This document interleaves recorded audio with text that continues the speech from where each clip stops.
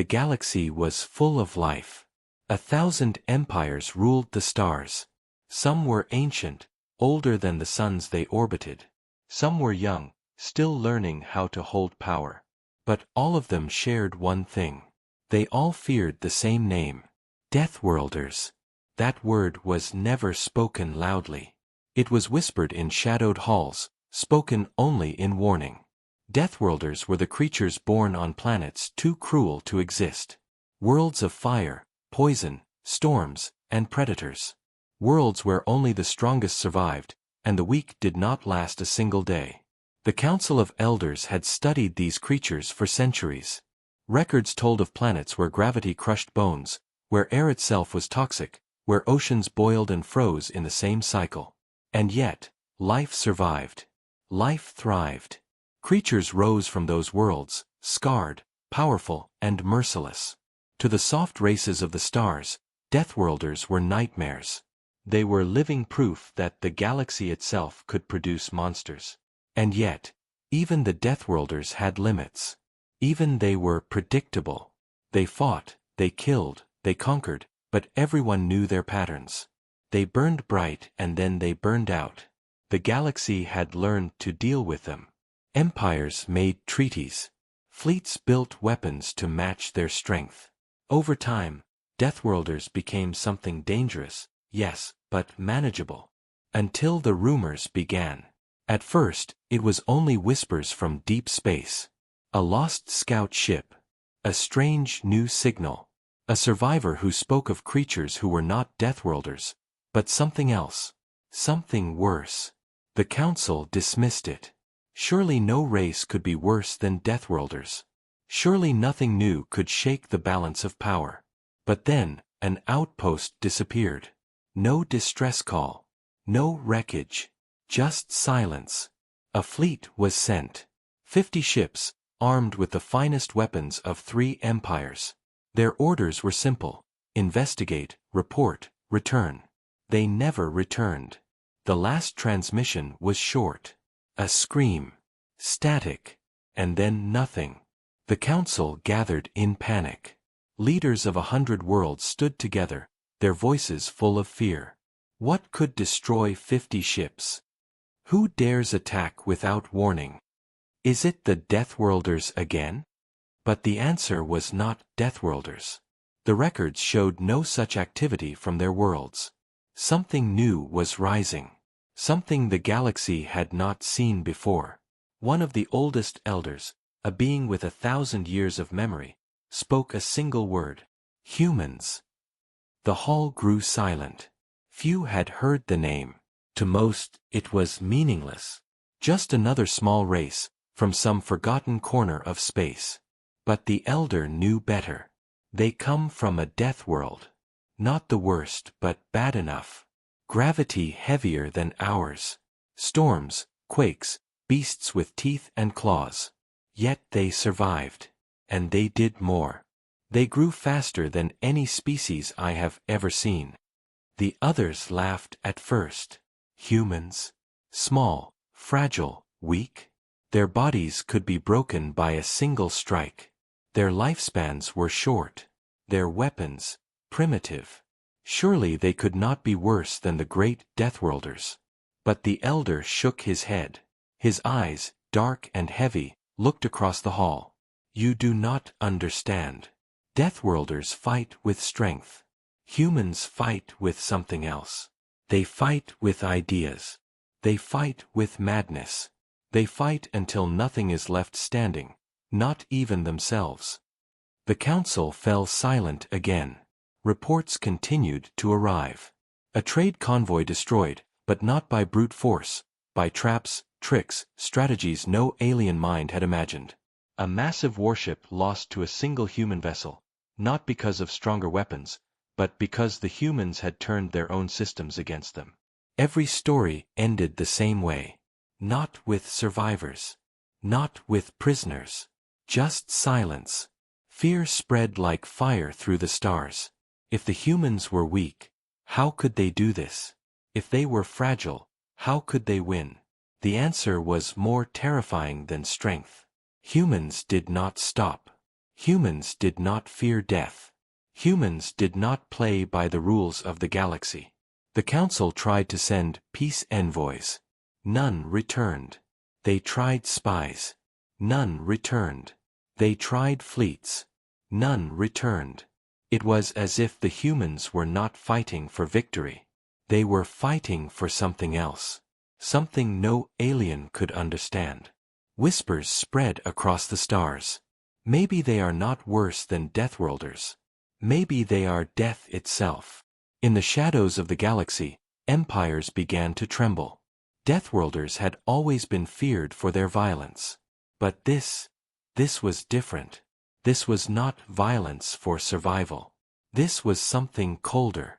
And in the silence between stars, the first human fleet moved. No one knew where they would strike next. No one knew how far they had already spread. But every ruler, every soldier, every citizen knew one truth. The galaxy had feared Deathworlders. But that fear was over now. Because something worse had come. Humanity. The first real meeting between the galaxy and humanity did not happen in a council chamber. It happened in the cold dark between stars. The Vok Council had sent a cruiser to Earth system. The ship was large, proud, carrying weapons that could melt moons. The crew expected an easy task. They thought humans were small, weak, and primitive. Their report said Earth had only a few space stations, some small fleets, nothing compared to the great empires. The aliens believed they would arrive, show their power, and force humans to obey. But nothing went as planned. When the cruiser reached the outer edge of the system, it detected something strange. Small human ships appeared, tiny compared to the alien cruiser. They looked fragile, almost laughable. Their weapons were small, their shields weak.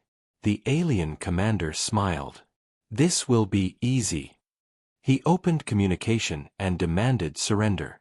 His voice carried across the channel, filled with arrogance. Humans, kneel, and your species will be spared. The humans answered. Their faces appeared on the screen.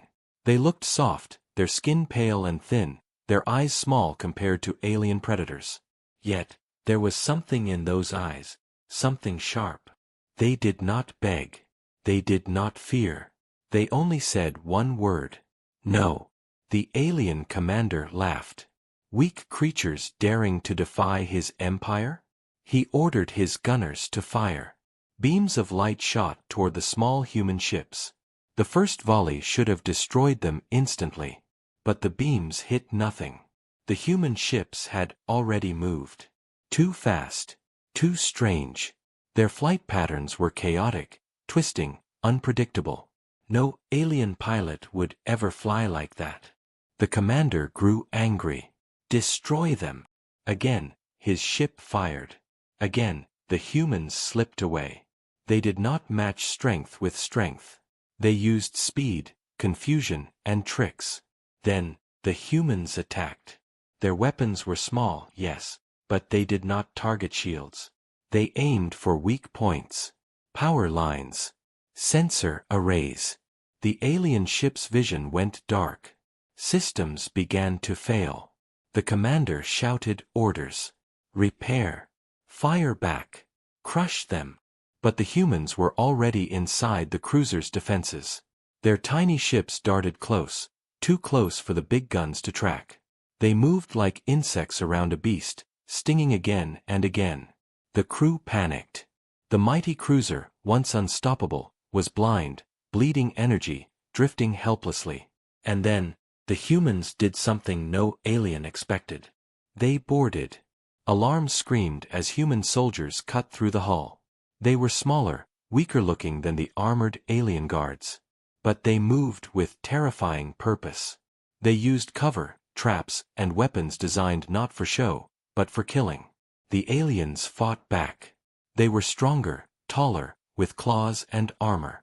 Yet the humans did not fight fair. They used smoke, noise, sudden flashes. They attacked from shadows. They did not follow the rules of war. The commander tried to rally his soldiers. But soon he heard it, his men screaming, one by one, then falling silent. Minutes later, the bridge doors opened. Humans stepped inside. Their suits were scarred, their weapons smoking. Their leader walked forward, face hidden behind a black visor. The alien commander felt his throat tighten. These were not weak creatures. These were predators wearing fragile skins. The human leader spoke calmly. "Your ship is ours. No threats. No rage. Just cold certainty." The commander stared at him. "Why? Why attack us? You cannot stand against the galaxy." The human tilted his head. Behind the visor, his eyes glowed with something the alien could not name. "We don't need to stand against the galaxy," the human said. "We only need to outthink it." And with that, the commander's world ended. News of the battle spread quickly. At first, many refused to believe it. How could a primitive race defeat a cruiser? How could fragile humans overwhelm seasoned warriors? But the reports were true. The cruiser had not just been defeated, it had been captured.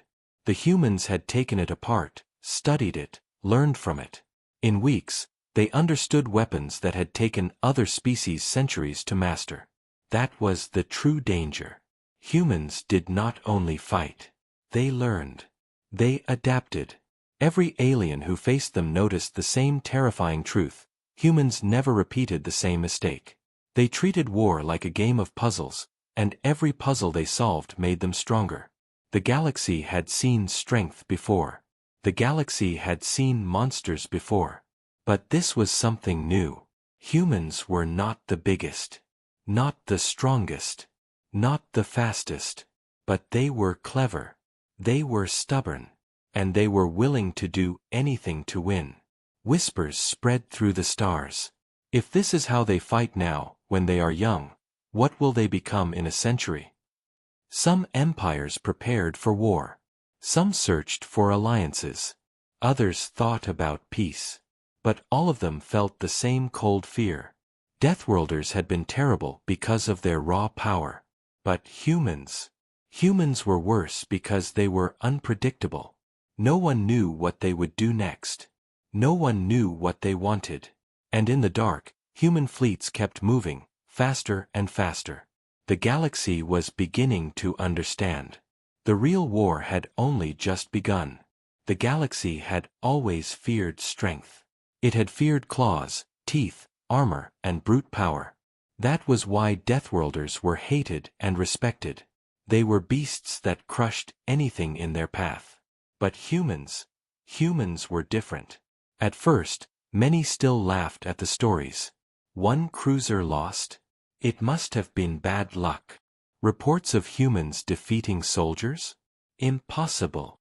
But as months turned into years, the laughter stopped. Because humans were not just surviving. They were changing everything they touched. The Zur Empire was the first to feel it. They ruled over 50 systems. Their fleets feared across the stars.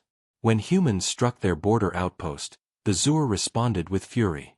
100 warships, veterans of many campaigns, moved to crush the upstarts. The battle lasted only hours. When the Zur fired their massive cannons, humans scattered in strange, chaotic formations. When the Zur chased them, the humans lured them into asteroid fields, mine traps, and false signals. One Zur commander described it in his final message. "They do not fight us. They play with us." The Zur fleet was broken. Not because the humans were stronger, but because the humans were unpredictable. They refused to fight properly. They turned the Zur's pride into weakness.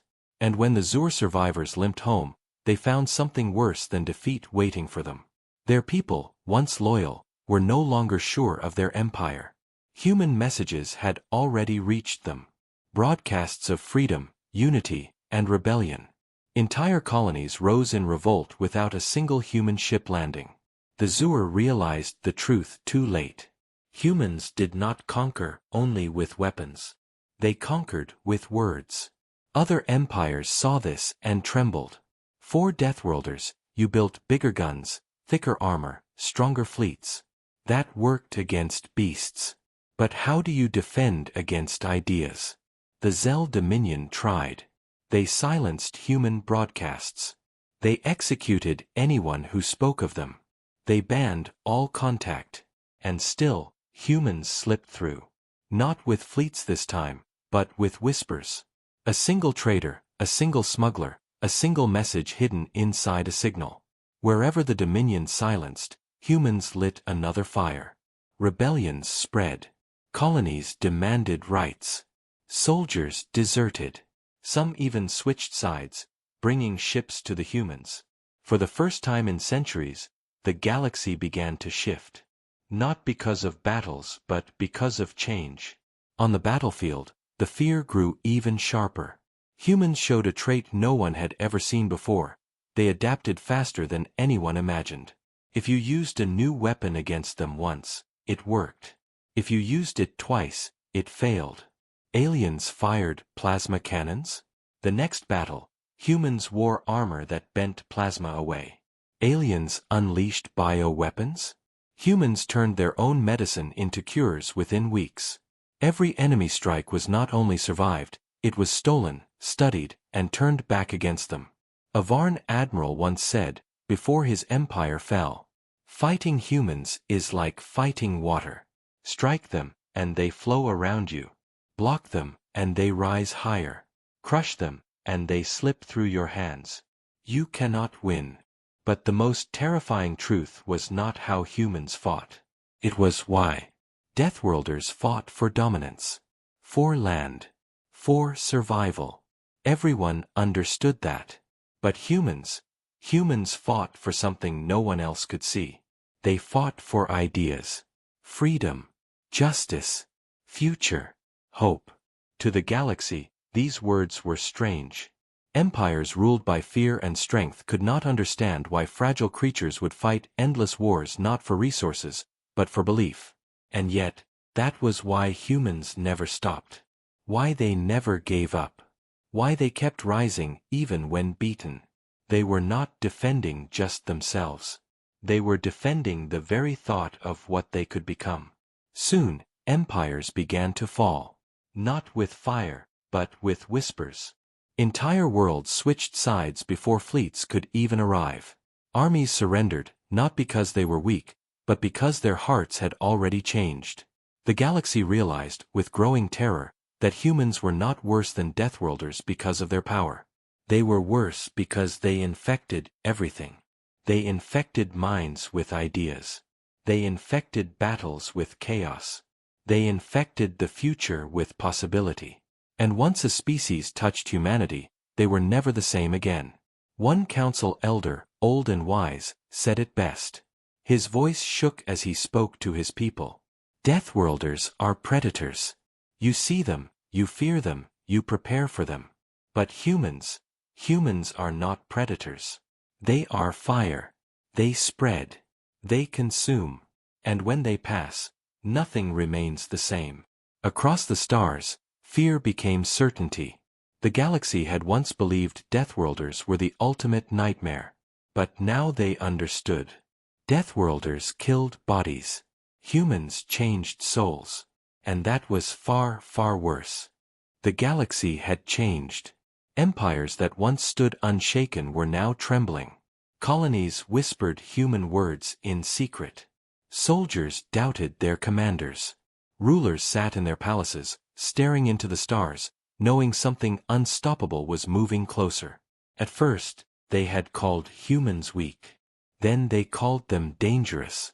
Now, they had no words left. The Great Council of Stars gathered for the last time. Leaders from across the galaxy filled the chamber, their voices full of fear. The Zur Empire has fallen. The Dominion is breaking apart. Even the Varn fleets are surrendering. One voice cut through the noise. This cannot continue. Deathworlders we could fight. But this is infection. This is madness. Another leader shouted. Then we must unite. All our fleets together. We will crush them. But an elder shook his head slowly. His eyes were heavy with truth. No, you do not understand. They cannot be crushed. They do not break like others. Every battle we give them, they grow stronger. Every weapon we turn against them, they steal. And every colony we rule with fear, they free. The hall fell silent. What are they? Someone whispered. What are these humans? Outside, the answer was already clear. Human fleets spread across the stars. They were not the largest, nor the most advanced.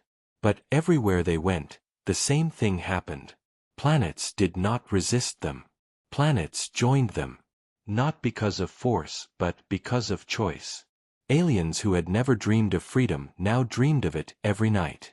Slaves saw humans and believed in chains breaking. Soldiers saw humans and believed in victory. Children saw humans and believed in a future. No empire could fight that.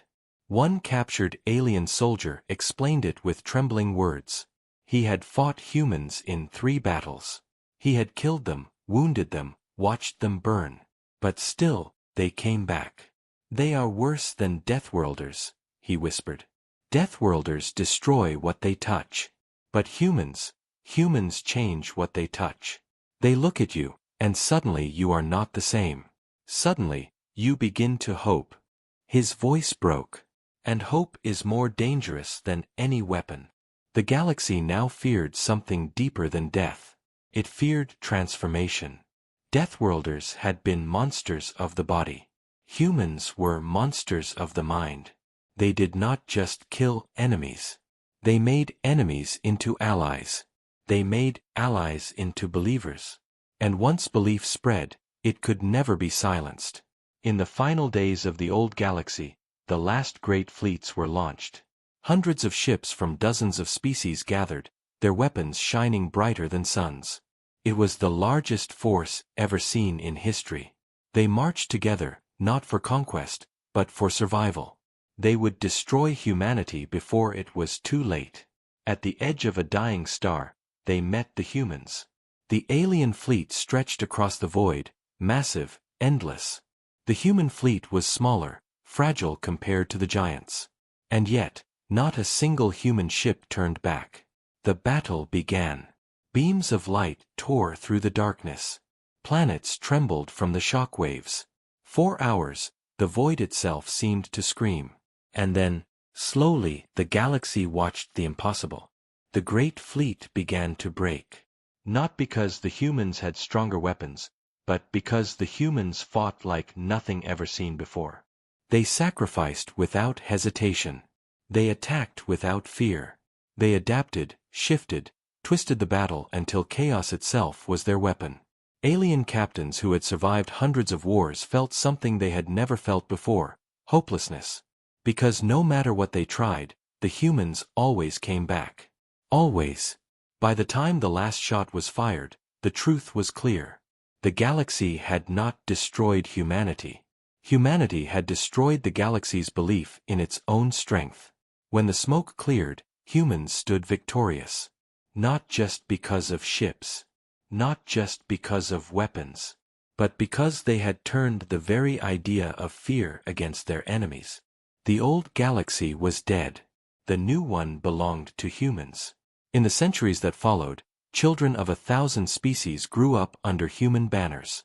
They spoke human words, learned human stories, dreamed human dreams.